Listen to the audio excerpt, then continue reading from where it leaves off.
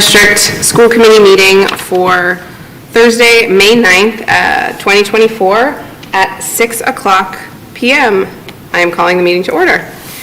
The next item on the agenda is adjournment to executive session, which we will roll call to adjourn to executive session pursuant to GLC 30A, Section 21A3, to discuss strategy with respect to collective bargaining if an open meeting may have a detrimental effect on the bargaining position of the public body and the chair so declares it. Regular open session to resume at approximately 6:30 p.m. Ms. Finnegan? Yes. Oh, motion? So moved. Second? Second. Ms. Finnegan? Yes.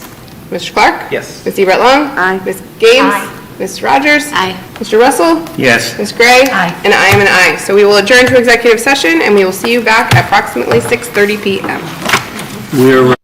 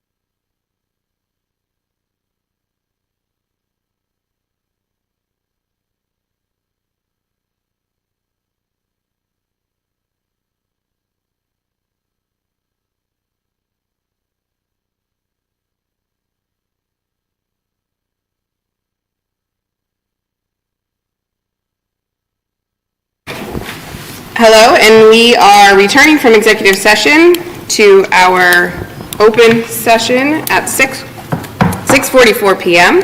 The next item on our agenda is the approval of minutes. First, we have the April 11th, 2024 meeting. Approval of minutes. Do I have a motion? So moved. Second? Second. Any discussion? All in favor? Aye. Opposed? Abstain? Aye. Abstain. Abstain. Okay, and then we have the... Madam Chair, can I Yes, just say one thing real quick? Of course. I just wanted to recognize Mass State Trooper Steve Culver, and Harvard High graduate, and just thank him for his service publicly. Absolutely. Thank you.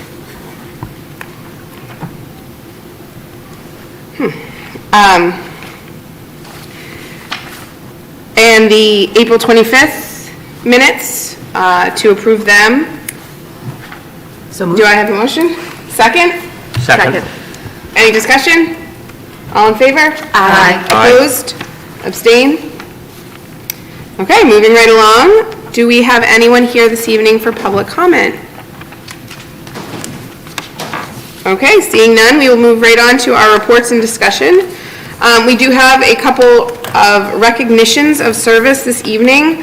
The first recognition of service is for Scotty Finnegan, who has been on our committee for a little bit over a term.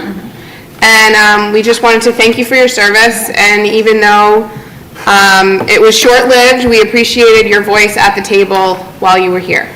Well, thank you, and I want to thank everyone on the committee. You've just been great to work with, so thank you so much. Thank you, Scott. Thank you. You'll be missed.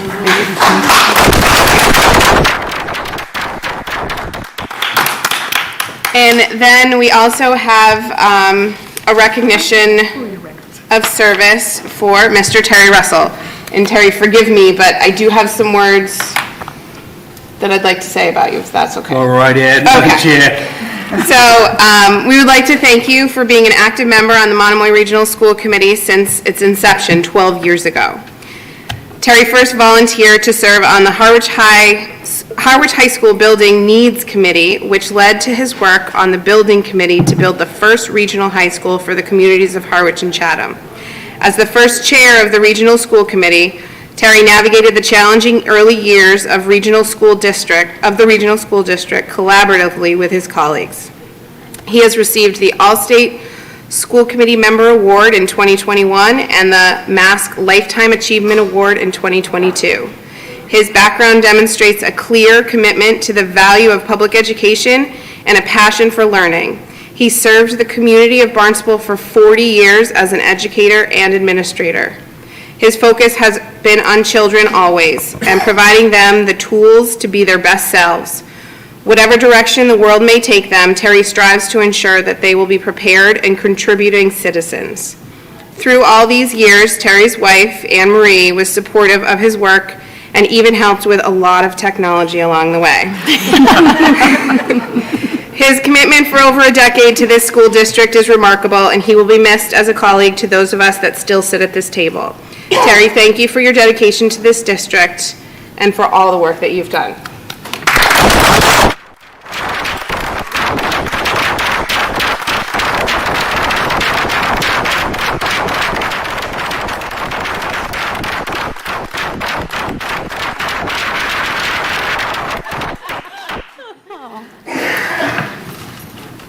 Would you like to say anything? I would like to say a couple of words. Okay. Actually, a couple more than a couple. Okay. You want to take the mic? Yes, please. Oh, of course. You know, when I was going to grad school, I used to win a table. And busy place and late night turnovers, and my partner and I would see the last couple being seated. And I'd say to myself, this is the couple I've been looking for. That last couple. This is the meeting I've been looking for.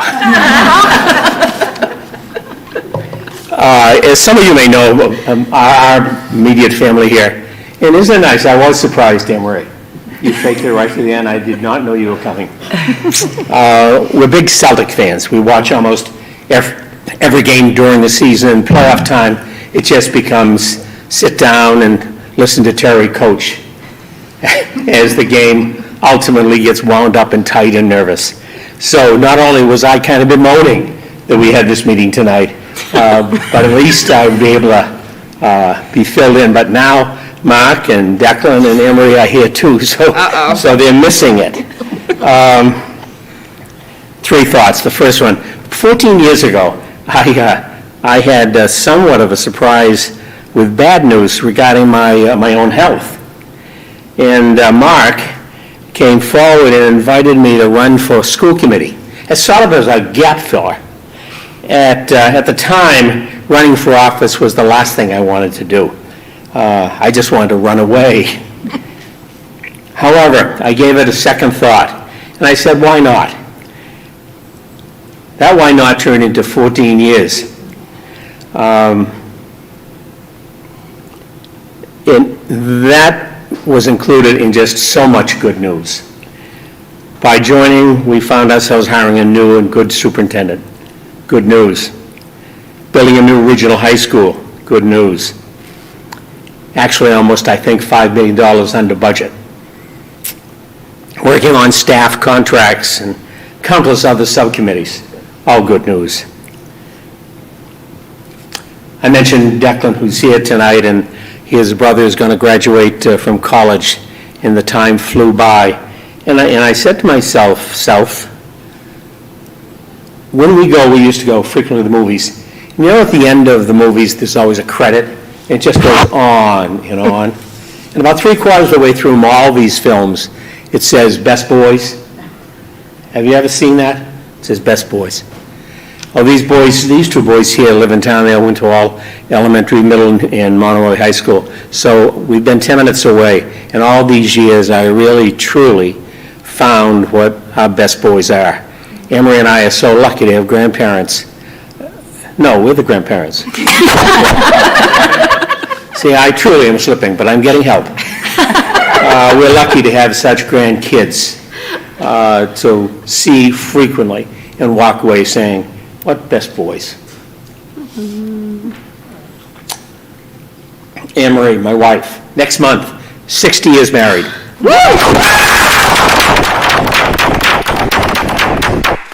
Marital bliss. Well, Anne-Marie, bliss, I don't know, but has really been a tremendous experience for both of us. A lot of love and a lot of fun. Emery at home, and likewise, find ourselves in a relation to the school committee.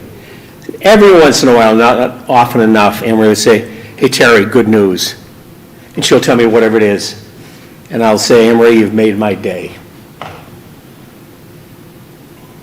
The school committee as it exists, we've seen a lot of good news.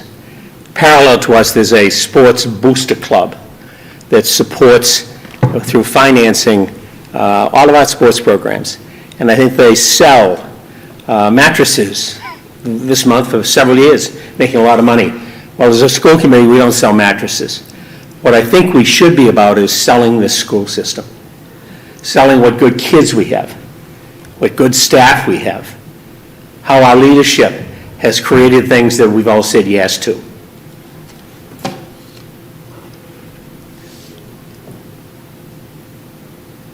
And so the end, thanks to the people I've worked with now and all of the members of committees, these years for giving me a boost up. You've made my day. Godspeed.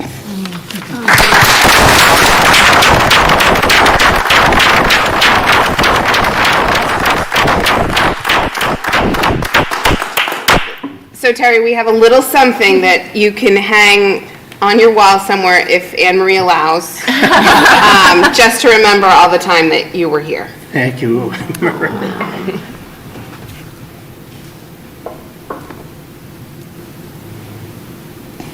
Do you have a wallet size? I can make one. We are getting a lot of these, so this will... Deserve them, every single one. Thank you very much, folks. It's been a pleasure. And I just want to open it up if anyone would like to say anything. Oh, you know I do. I know. Keep it long. Terry has to be, I think Terry and I now are the longest on the board. I remember I came in 3-year term. And the first 2 people I met, other than Nancy, was Terry and Steve Duvall. And Steve Duvall was sitting next to me as I was through my interview process with the select board. And Terry was in the audience, and I didn't actually know who Terry was. But I remember asking Nancy, who was sitting next to me, I'm like, Nancy, who is that guy? Like, who is he, and why is he here watching me getting this interview by the selectmen? She goes, oh, that's Terry Russell. I'm like, is he Chatham? She goes, no, he's Harwich. I was like, why is he here?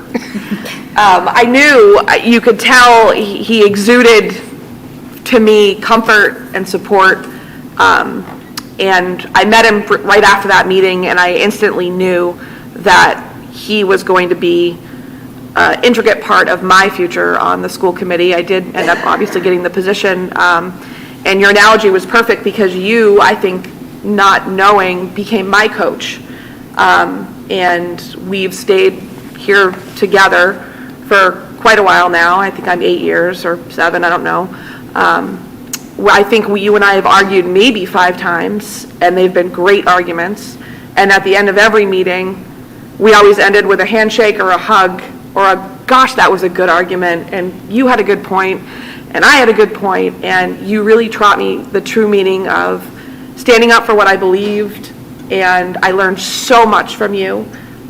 You've made me the school committee member that I am, truly, and your guidance and your knowledge will never be matched. You're one of a kind. You're going to be a hard one to fill because you have so much to offer. And I hope that you can take your energy and enjoy your family. We know more about you than you guys realize. She's so proud of you. And Anne Marie, thank you. My favorite question to Terry is, what did you have for dinner tonight before our meeting? And it was either a quick scrambled egg or a chicken salad sandwich or something. He always likes to talk about Cousin Dickie. I don't really know if Cousin Dickie is a person or not. He's coming down, so you'll be... He's coming down. He's certainly a gift, and I hope that you find something peaceful and memorable to do with the rest of your free time now.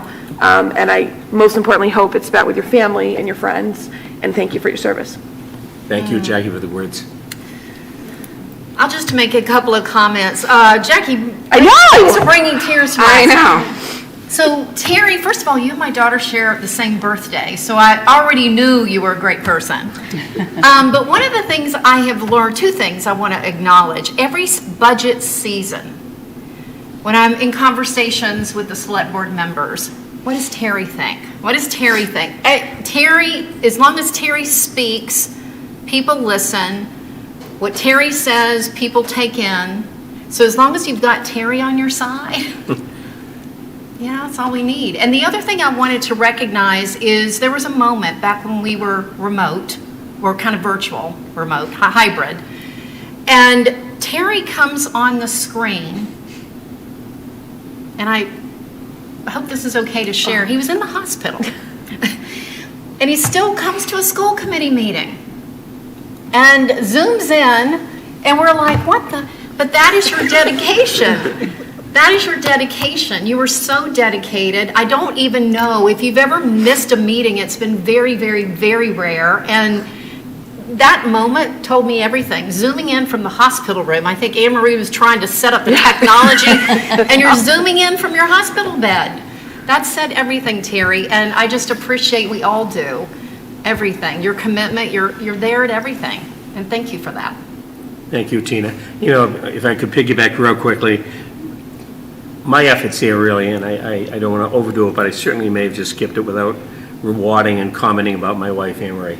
You know, not only 60 years and going together in high school, she's been the one that got me here at school committee meetings, and she joked about taking care of my lack of computer skills and a lot of lack, that is hard to say, a lot of lacking other skills. And she is halfway towards being a member of this committee for sure, interested in what we do and kind of squaring me away. So I am a very, very lucky fellow. She's honorary member. Yes. I'll just share that, try not to be upset, sad. Sad sort of defines, I think, as I was driving into work today. knowing that I think somebody who I look up to tremendously was going to be off the committee. And I was just reflecting back on a great 11 years. It's kind of weird because when you go leave a community that you loved, and I loved being in Sudbury, you go and look at, okay, who do they have at out there on the Cape? And we had this great school committee, and so it's like Steve Duvall, it's like Ed Jaworski. I mean, there were just some great people, to work with, and I was just so excited to work with them. And then there was Carla Blanchard and Katie Isernio. And I looked at that and I said, it's like the school committee we had with Sharon and everybody else that school committee, Katie Isernio and Carla Blanchard, I'm like, we could go and build something special. And for me, that was like, okay, I'm ready to pack my bags. I don't think everybody else was ready to pack their bags, but I was ready to pack my bags and come down here to the Cape. And it's been just a wonderful 11 years. And I think I will miss, you have been the person that I would call for advice. I'd call to complain. Poor Anne Marie is just so tired of having to go, Terry, it's Scott. And I also know your zooming in from the hospital was sort of like my role model for how a superintendent needs to go and cowboy up, through the last few months I've been through. So there was one day I was just trying to get released from the hospital to go be at a negotiation session virtually, and I'm like, well, if Terry can go and do this, I was trying not to do it from the hospital, but I'm like, if I can't get home, I'm doing it from the I'm doing it from the hospital too. So thank you. Thanks, Scott. Actually, I wasn't in the hospital. I had a hospital bed at home. It works every time, Tremendous way to get sympathy. Right. We follow Scott. Terry, I haven't known you that long. You've been nothing but a gentleman, a friend, and a mentor. Truly learned a lot from you. So I thank you. Job well done. Thank you.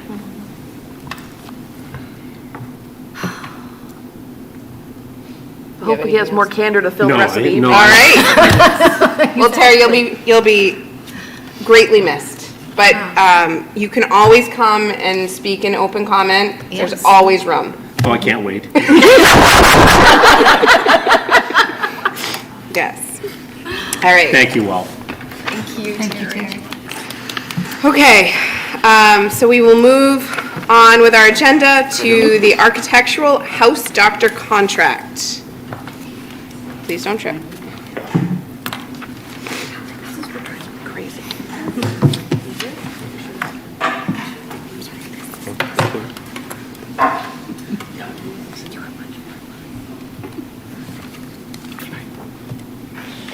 Good evening, school committee. Michael McMillan, school business manager, and just following on from the conversation we started at the last school committee meeting, I think you can tell by the graphic on this slide how good this presentation is going to be. So, Yeah. and how persuasive.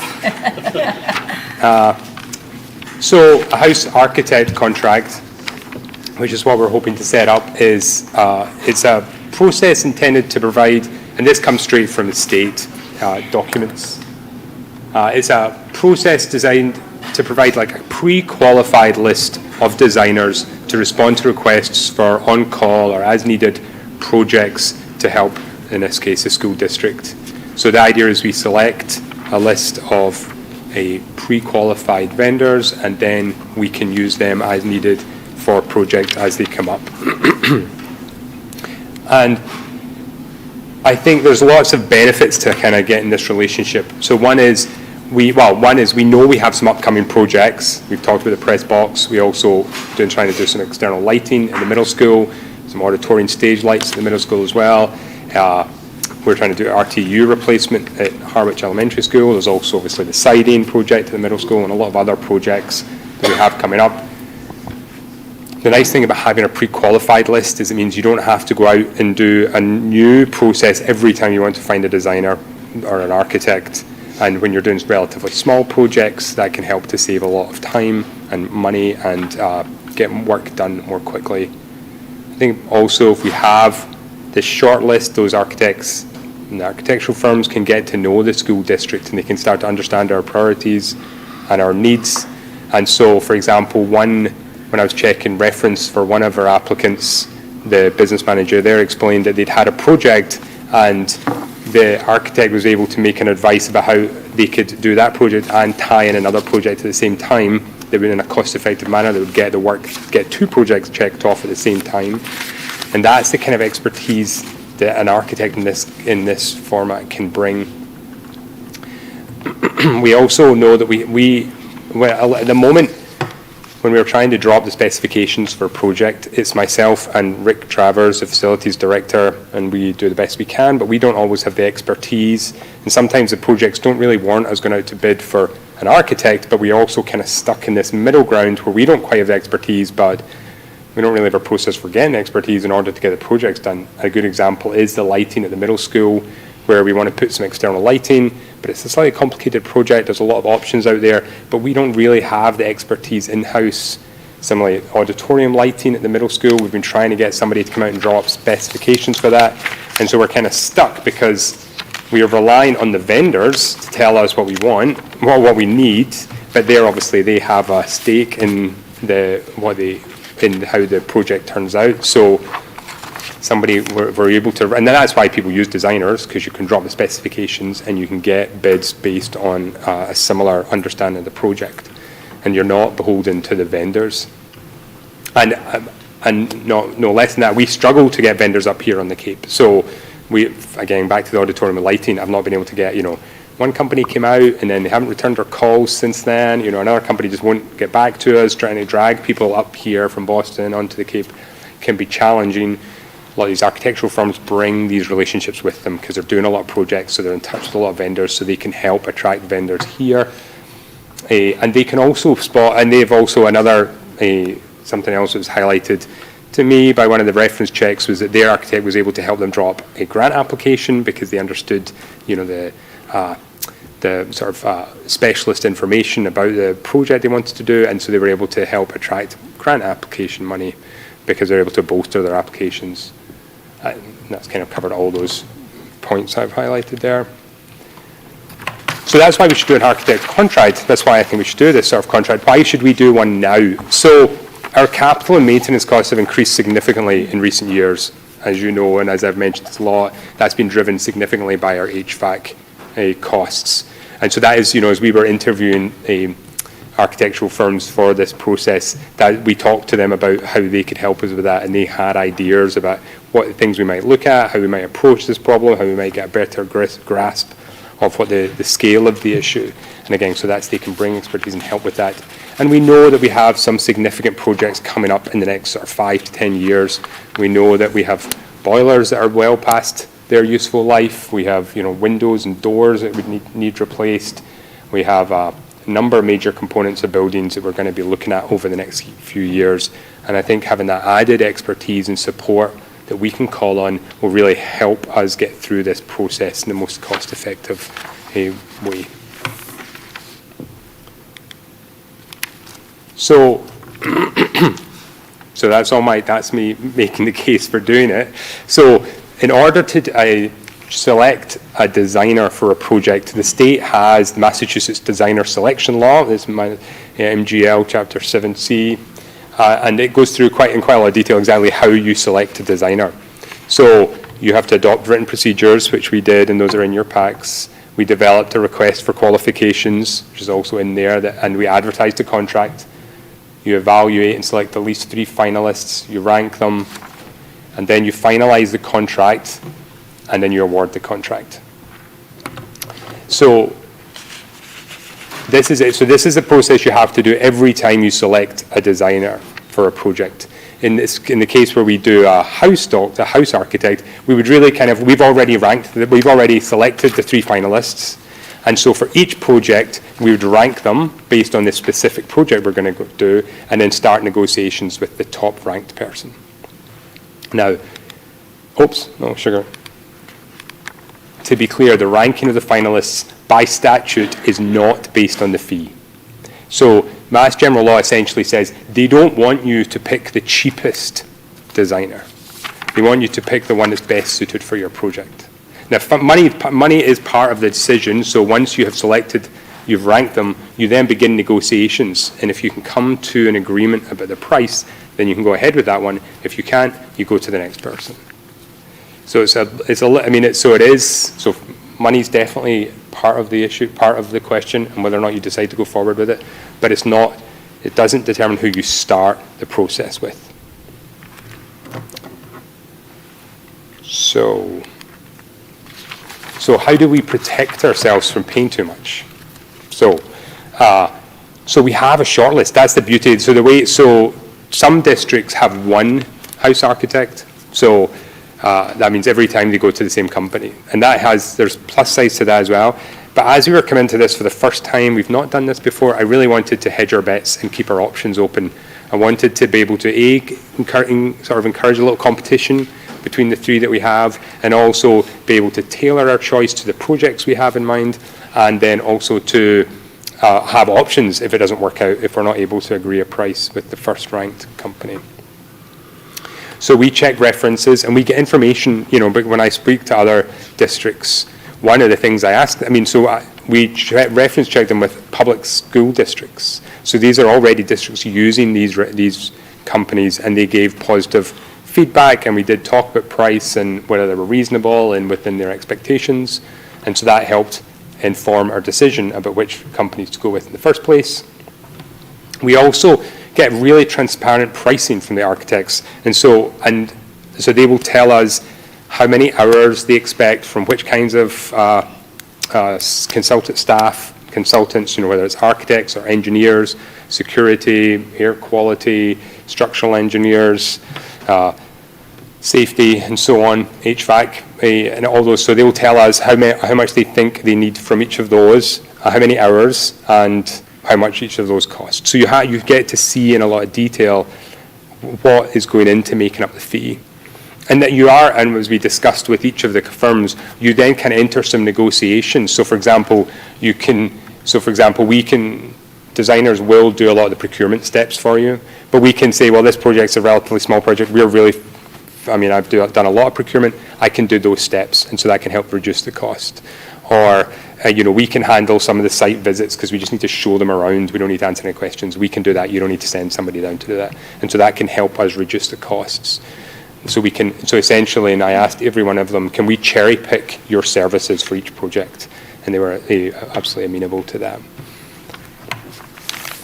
And the last thing, and also, so the state does provide guidance. So the state the state is really conscious that this creates this tension where you select your vendor and then you enter the price negotiation. And the state provides guidance on how much you should be paying a designer for a project. And it's based on the total estimated cost of the construction of the project, and then designer fees are a percentage of that project. So if this is the table that the state provides, so if you go down to the very bottom, so the project's $200 million, then if it's a project of the type of Group 1, then you would expect your designer fee to be 7%. And then each of these groups represents like a different level of complexity or size of project. And so essentially the way this works is the designers use this as well. So the designers kind of go and look at how much they think it's going to take to do the work. They go and say, okay, I think we're going to need this much time on this part of it and so on. And they work out a number, and then they go and sense check it against this. And we'll also be using that. So they'll say, it's going to cost $300,000 to do this. It's not that complicated, so we think it should come in around that percentage. And then that's where I might say, okay, I think it's not as complicated as you do, so I think it should be the other group, plus we can do those parts. So I think that should bring it down to 12% or 10%. So that's the sort of negotiation that can happen around this process, so we make sure we get a good price. And then because it's a house architect, these companies also have a vested interest in a continuing relationship. So if they estimate the cost of the project and it comes in way more, less or more than they estimated, then we won't use them again. And so you have this, but they have an interest in us using them over the next 3 years. So there is an incentive for them to price the project well because they know we won't use them again if they don't. Any questions on that or anything I've discussed so far? All right. So the process that we followed for this, so we have our written procedures. We developed and issued request for qualifications, which is what the document is called, that you produced to procure design services. That was advertised in local newspaper and district website, Combis, and the State Central Register. We received 7 responses, so I was really pleased. That was more than I was expecting. And I mean, to be honest, I've reference checked all of them. I would say, maybe even 6 of them are all we're all high standard, all great references. Based on their experience, we shortlisted 5 for interview, and then we interviewed all 5 of them, and really based on, and I'm going to go through them in a moment, we to be honest, they were also, all 5 of them were excellent companies with tons of experience working with schools and this kind of projects. They all had, great references. So we were really, in those interviews and discussions and further reference checks, we're really looking for what set that firm apart from the others, and we kind of identified 3 that just had an edge, but honestly, all 5 of them are excellent companies, all doing a lot of school work. So the 3 companies, and this is in no particular order, so the first company that we identified is Habib and Associates Architects. So this is a company that does just a lot of work with schools. So, I feel a little bad that, the people who get a lot of work, but this company they've done work for Nauset, they've done work for Dennis and Yarmouth, they've done work for Barnstable, they've done a load of work on the Cape, they've done a load of work off Cape. They just had so much school experience, and they don't do so much construction, so they don't do new construction, like they're not building so many new schools. They do a lot of work like, renovations, smaller additions, small mechanical projects, those sorts of things, which is right in our wheelhouse for this contract. Because if we're doing a new build, we're going out to contract for it. That will be a whole different project. So they really they had so much experience. They came, they had a great team. We're really impressed with them. So that was the number 1. Number 2 is Mount Vernon Group. Another group that does a lot of work. They do more construction, and they did the middle school. They did the high school. So that is the architect who designed this school that we're in. And that has, I think this is a great building. It stood the test of time. As Mr. Russell pointed out, it came in under budget, which was great accolade for the district, for the designer. And it also what gives them an edge is they know the building. So they have the design, they did the designs, they know how the building was constructed, or, why, the people we were talking to were involved in designing this school. So really, given that everybody was so good, that just gave them that little edge. We had experience with them that was positive, and they already had knowledge of the district. And then the final one that we chose was Raymond Design Associates. So again, great experience, excellent references, and to be honest, what set them apart was that they really did their homework. They were down here, they'd already come and photographed some of our buildings.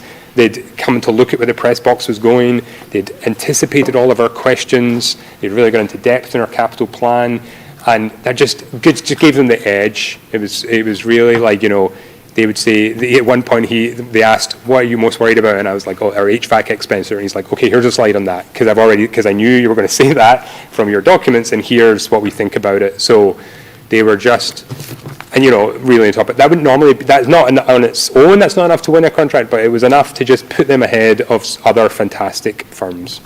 So we thought we had 3 firms here that gave slightly different things, all high quality, Welch reference checks organizations, and we thought this would be a good 3 companies to start working with over the next few years. So what we're asking you to approve this evening is that the district enter into house architect agreements with the three vendors, Habib Associates Architects, Mount Vernon Group Architects, and Raymond Design Associates. And if you do, then the district will inform those. I mean, we've already told them, because this is all public information, that they were being shortlisted, and we'll inform them that you approved this. We'll start and we'll enter into those agreements. And then the way we've built into our procedure is if we think any fee is going to be over $50,000, which is actually no longer, it used to be a procurement threshold, they've raised it, but it used to be a procurement threshold. So we've kept that as $50,000. We'll come back to your approval for any project that is that large. But a lot of these are, we envisage a lot of these are going to be smaller projects.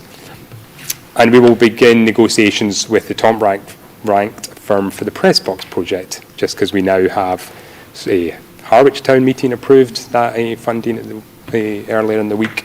So we think that project's going to get off the ground. So we want to get that started. And we will bring back future updates to the school committee on the estimated costs of design and construction and the progress with the project. Okay, any questions? Ms. Gaines?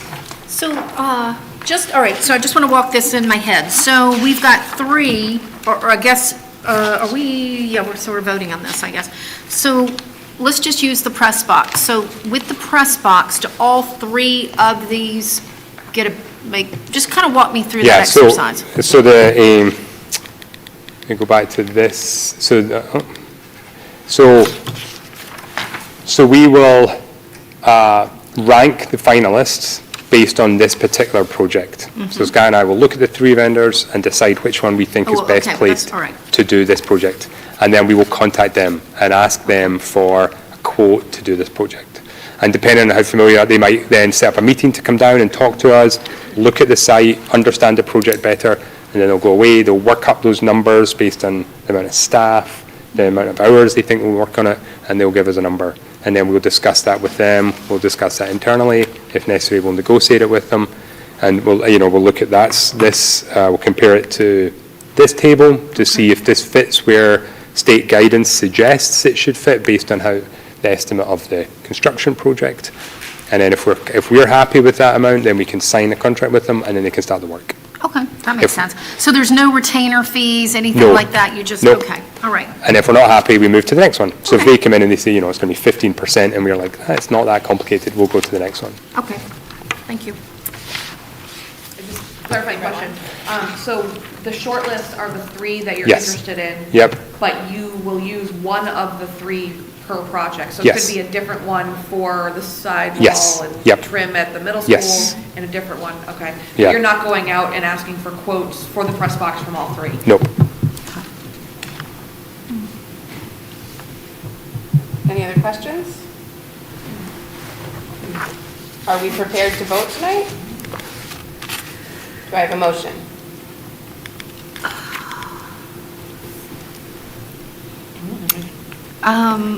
I just would remind us that if we vote tonight, this is who's voting, we will have a different group the next meeting with two brand-new school committee members, so just as a reminder.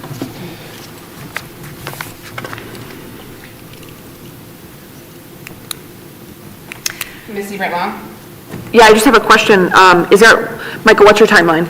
So I would really like to get the design for the press box done soon. So, because we're going to have the money soon, and as soon as we have the money, they're going to want to go out to bid. Yeah. And I can't go out to bid until I have the design. So if you were comfortable with the process, could you agree for the press box project, and then before we do any more projects, we'll come and update you? Or would that work? Well, I actually think this is the second time you've come to us to talk about this. Yes. And this is the body that has heard both of those conversations, so I wonder if we are the body that votes on this tonight, because there's going to be plenty of other things for us to vote on when the other members arrive. Maybe that's just simple thinking, but, Well, really, Madam Chair? yeah. The only thing I would say, well, in my mind, Michael knows what I'm going to say, this was kind of backwards. So we kind of found out about it, but then we got the presentation on it. So if we had this first, then having the vote now, but then also if we wait to have this, he's going to have to present again for anyone to vote on it, the new members to vote on it, so. Correct.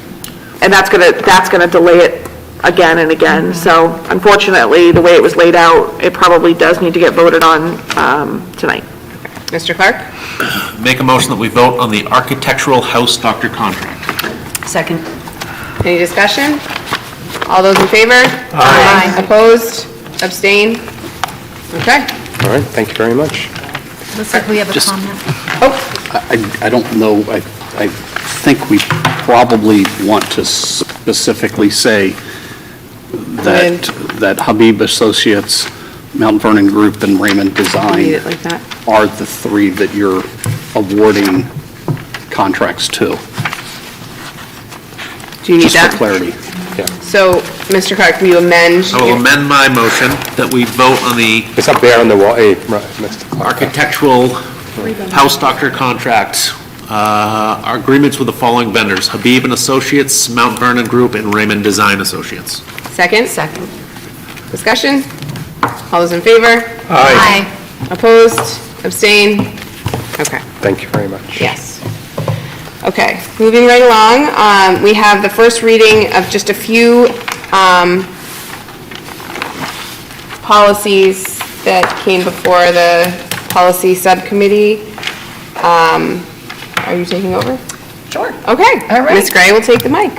So we have some quick updates. We have the file IJNDC, Technology Acceptable Use Policy, and this is an update with some language from the mask policy, and everything is in red.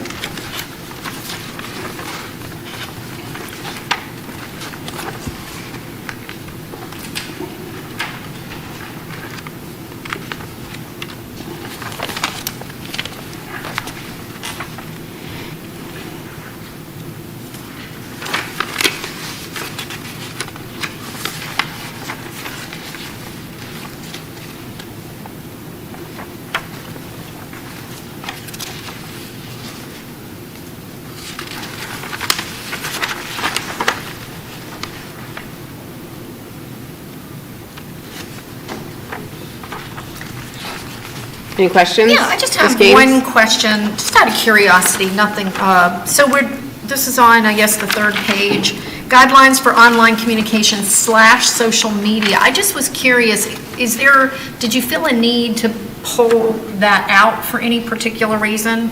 I'm just curious. Online communication? So this is just mask updates, so I think they're just broadening the categories as we move okay. forward, and there's so many more platforms now. We can't just limit it to Twitter, or we just need to expand social media because there's so many options Okay. out there. All right, I was just curious, because online communications, to me, social media would fall Yeah. within, so I just was Yeah. curious why they felt the need to slash that. I mean, like, call it out, I guess. Yeah. Just curious. Good question. Are we good with this one to come back for second read? Okay. And the next one is the community use of digital resources. And that is a new policy, and again, mask language.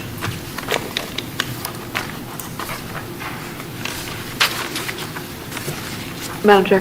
Yes. Is this KDC, file KDC? File KDC. Okay, sorry. Yes, and basically this is just changing the usage when guests are in one of our buildings, that you'll be prompted like you are at a hotel or at a doctor's office or at the hospital, where you're prompted to acknowledge the parameters of our Wi-Fi and the terms of use.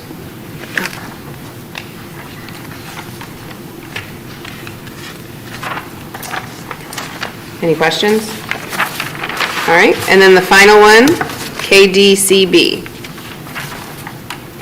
And so this is also, is this a new policy? Mm-hmm. Yeah, this is a new policy, and just more effective communication with the public. The social media is meant to be sharing our information as opposed to getting the comments. So they're talking about turning the comments off. And one of the questions we have that Melissa's going to look into is which formats, which accounts are going to be affected, because you have people doing accounts under the district, and then you have the ones that are run by the district. So that's a clarification that we're looking to get. It's clarified. Oh, is it? I'm not going to roll up. That's okay. I'm sorry. It's clarified. It is all district-used used account, so anyone who opens an account under Monomoy. So I think that's what I had sent out. Yep, on the email. Yeah. Oh, I didn't see that. It's okay. Any questions? All right, so we will bring all three back for a second read at our next meeting. Great. Okay. We are going to postpone the donation from Harwich Elementary School to, I apologize if I don't pronounce this right, Enaki Shomi School. We just didn't have the paperwork, so we'll have that for our next meeting.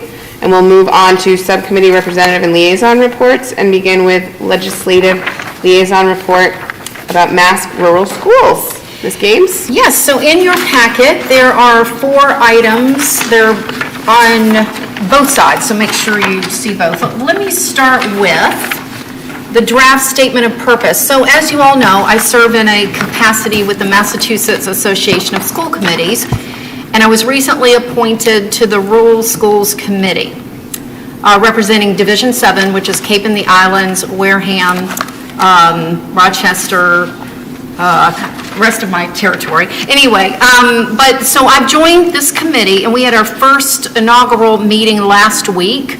So we drafted a statement of purpose. So I'm just making you all aware of this because one of the things I'd advocated for on a state level, when people talk about rural schools, it's always Western Mass. And I kept saying, what about Cape and the Islands? Cape and the Islands. So I'm on this committee to make sure we have a voice. And so this is the statement of purpose that we came up with last week. If any of you have anything you want to change, let me know, because we will have another committee meeting coming up. And then on the back of that is a resolution in support of legislation to improve the fiscal health of rural school districts. This is something that MASC wants to put forward and have rural school districts sign on to it. So I would ask you all to read through this. If you have objection, let me know. I'm happy to sign us on to this unless you want me to bring it back, which I can. But if anybody's opposed to that, just to put our name on this, because MASC is looking to advocate on a larger level, and all the rural school districts will be signing on to this. And then, let's see. The other thing I wanted you to see, the MASC FY25 advocacy at a glance. One of the things that was brought to our attention last week, House Ways and Means. So if you look at the highlighted bits, this is where things are either cut, severely underfunded, so MASC will be advocating for full funding of these things. And one of them is fully funding the rural school districts bill at $60 million. House Ways and Means cut this line to $7.5 million, which is really like from $15 million that the House did. So I just wanted to make you aware that these are also things we're following on our committee and working with the larger MASC to advocate for these things. So that's that piece of it. And then on the back is a letter that we drafted, and what we would like to do is have our rural school districts submit a letter. And this is just some language that we came up with where we can add, an anecdote here that applies to us locally. We can kind of fit that in respectfully. It can be signed by the chair on behalf of the school committee. So I wanted to put that in front of you because we're trying to collect these letters to get in, as you can see, to the Senate President, to Senate Ways and Means. We want these letters going in. So I just wanted to put this in front of all of you tonight. I am aware we're going to have new school committee members. So I think I would probably just say you can take this in, we can discuss it again, or if you all felt strongly about it, I can put us forward to go ahead and get this, and we could work with the superintendent and perhaps the current chair and vice chair on an anecdote, fill this in, get our name on it, and pass it along. So I'll just put all of that in front of you this evening, because it's not listed as a vote, so it's, just put it in front of you for your thoughts. Thoughts? Ms. Rogers? I just wanted to say thank you for not only advocating for us, but our greater community. Yes. That's really great. Thank you. Thank you. You're welcome. Other comments? would we like to move forward with our legislative liaison, working with the chair and vice chair and the superintendent to draft something to be submitted? Do we want to bring this back when we have our other new members to discuss further? I think, Madam Chair, I think if you started with that on consensus vote and just started with that and then brought it back to the school committee when new members were there, that would be adequate. Once we draft something? Okay. Are we okay with that, everybody? I agree with that. Okay, so we'll work on that then. Okay. All right. Excellent. Thank you very much. And negotiation subcommittee reporting out? So I'm happy to report that we have come to agreement with all three of our unions. It's great work. Any questions? Comments? Great. Moving right along. Superintendent's report? So a few recognitions here. This week is Teacher Appreciation Week. We celebrate all of our incredible teachers and staff members. In addition, last Friday was School Lunch Hero Day and Wednesday was School Nurse Day. Many thanks to those important members of our team. At the end of April, Monomoy Regional Middle School grade 6 students completed their project on the finest hours. They read the book, interviewed community heroes, visited the sites, watched the movie at the Chatham Orpheum, and then celebrated with their own community heroes at a special luncheon hosted by Weechmere Beach Club. Many thanks to Weechmere and the Orpheum for being the most generous hosts or gracious hosts, and to Chatham Perk for providing dessert, and all the community heroes for participating. In the most recent U.S. News & World Report annual rankings of best public high schools in each state, Monomoy Regional High School has risen to number 76 out of 351 Massachusetts schools ranked, improving from 83 last year. We were one of only 5 Cape Cod high schools in the top 100. Schools are ranked based on 6 key indicators: college readiness, state assessment, proficiency, state assessment performance, underserved student performance, college curriculum breadth, and graduation rate. Congratulations to John Dickinson, our history and social studies teacher at Monomoy Regional High School, who was awarded the American Lawyers Alliance Teacher of the Year Award for 2024. In announcing the award, the ALA wrote, "Mr. Dickinson's background as a teacher well qualifies him for this award. He teaches civics in the U.S. government, and as one of his students said, upon entering Mr. Dickens' civics class, it was clear that he was a teacher unlike most. The very first thing we did was make our own class constitution with self-created rules signed by every student, teaching us that the very core of democracy and our role in it. Civic mindedness, political awareness, current events, and governmental structure are some of the teaching standards to Mr. Dickinson's classes." Then, Harwich Elementary School Grade 4 Drama Club held performances of the Seussical this week after months of preparation. Congratulations to the student performers, stage crew, along with teachers Miss Riley, Miss Hirschberger, Mr. Weimer, and all of the other volunteers for supporting a fantastic production. Tonight is Senior Arts Night, which honors our high school student musicians, performers, and artists at the culmination of their time here at Monomoy Regional High School. It's a great celebration of their creativity and hard work. Tomorrow, Chatham Elementary School will hold its annual Arts Festival featuring performances and artwork from students throughout the building, with families invited to attend. Then reporting out from Harwich Town Meeting, the school district's assessment to Harwich was unanimously passed. The approval of the school district to conduct a $2.5 million siding project on the middle school was unanimously passed. And $100,000 for Harwich's half of community preservation funds to support the press box that Mr. McMillan was talking about at the stadium field also passed. I'd also like to specially recognize Monomoy parent Cheryl Lebedovich, for her support in preparing and taking 4 Girl Scouts to the Harwich Town Meeting.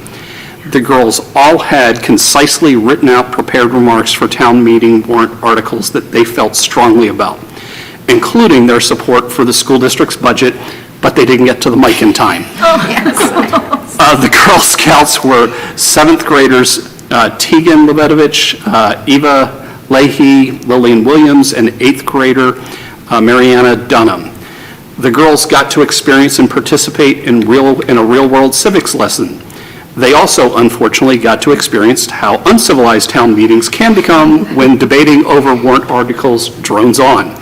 As the girls aren't old enough to be registered voters, Ms. Lebedovich needed to approach the mic with the girls and ask permission for one of her girls to speak.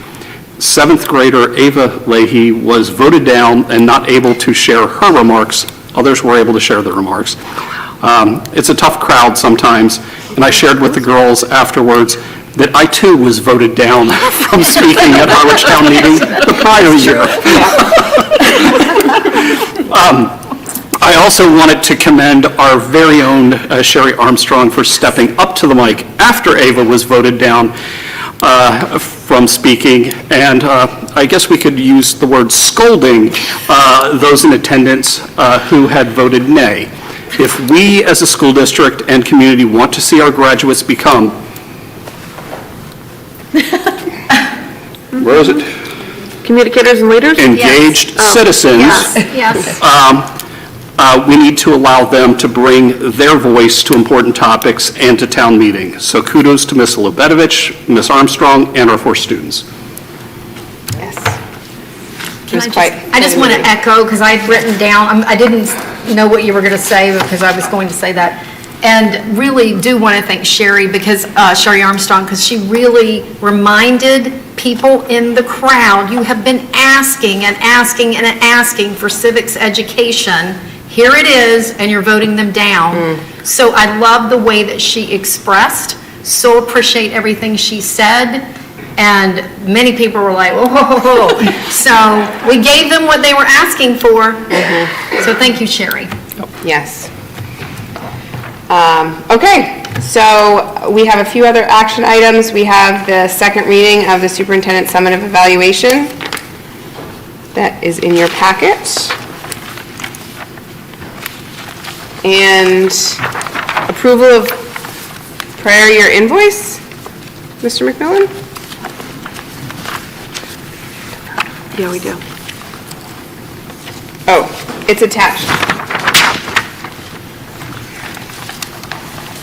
So occasionally we receive bills from vendors way beyond the end of the fiscal year, and although we still have to pay them, we can't pay them from this year's funds without your approval. So this is the Coastal Medical Transportation Yes, Service? that's correct. One. Do I have a motion? Ms. Gray? I'd like to make a motion to approve the Coastal Medical Transportation Services invoice as presented in our packet. Thank you. Second? Second. Any discussion? All in favor? Aye. Opposed? Abstain? Thank you. Excellent. We have had the presentation of warrants. Madam Chair. Oh, Ms. Gay. We have to officially vote on the superintendent evaluation. So Okay. I will make a motion that we vote in favor of the superintendent evaluation report, which was presented formally at our last meeting. And I'd like to put the motion forward that we accept it as presented in our packets and go ahead and file that as we need to file it. Do I have a second? Second. Discussion? All in favor? Aye. Opposed? Abstain? Excellent. Like I was saying, we've had the presentation of warrants, and now I'm just looking for a motion to adjourn. So moved. Second? Second. Any discussion? Thank you, Terry. Thank you, Terry. Thank you. Thank you, Scotty. Thank you, Thank you, Scotty. It's been a pleasure. Before